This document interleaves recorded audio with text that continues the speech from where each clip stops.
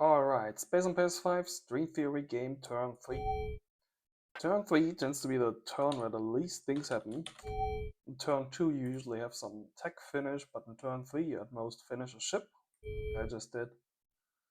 And we are not going to finish any tech because we are going to retake the gas giant tech. Alright, we have a first system explored over here. Does not look particularly special. It's a standard system. Let's check all the planets. In the new version of Balance Mod 1.2.5 Plus, you can see all the planets right from the get-go. Aha, we have a ruin on this world. No breathers though. In gas giants, they do not have hydrogen atmospheres. And if we open the large map, we can see there's one little line dangling from this side, which means there's one warp point outgoing somewhere around here. So one little pro tip, I'm going to hit W for warp order, and I'm going to try giving a warp order for all of these tiles down here where I'm suspecting the warp point might be. Looks like it's here, because when I click this one, the order actually goes through. It's a little thing you can use to optimize your turns to get your ships where they're supposed to go a little quicker. I'm going to optimize my flight path though. I do not want to have the ship just cover the edge of the system. I want to go through the inside of the system. So let's put a move order here. Move that up on the list. If you go there, that sounds fine. Maybe here would be better. Then you don't have that little corner in your flight path. It's just one smooth line. Then again, since you're not going to reach the warp point in one turn anyway, you're going to use one move on the second turn, two moves to move there, a third move to actually go through. You have 8 moves left over. So I can go and map even more of the system. Why do I care about mapping the system, even if I can see all the planets right away in the new version of Balance Mod? Well, that's because I cannot see asteroids.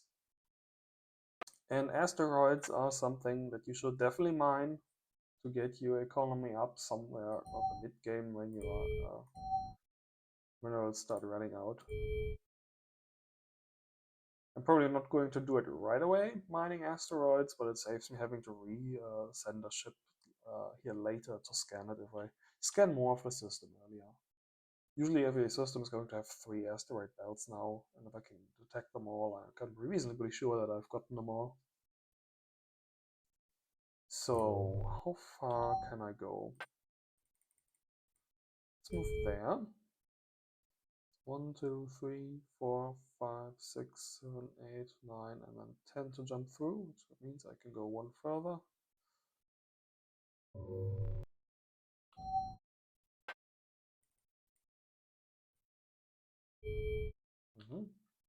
No, I did not mean to do that. And we can remove the move order that I gave at the start to move to this planet. And we can instead go here. Let's say go here.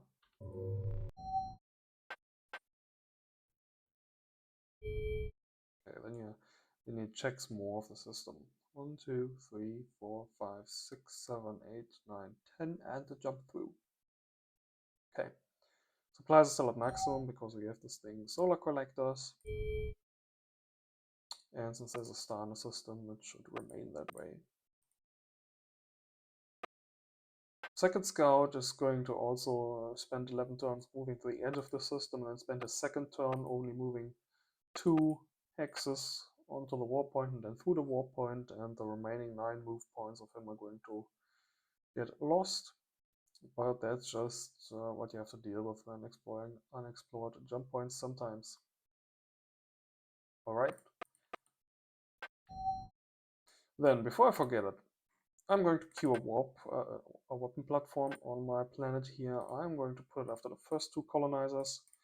because sometimes people take the ancient race trait, which lets them get the full map from the get-go, which also lets them see where people's starting planets are. You can know this because starting planets always have this mineral value that's in this small band between 150 and 125 of each value. And they're always large, so you can be sure if you see a planet with these values that is large size, that is a starting planet, and just send troop transports there. And so I don't get conquered, I'm going to put this first weapon platform there. Alright, that's it. See you in turn 4.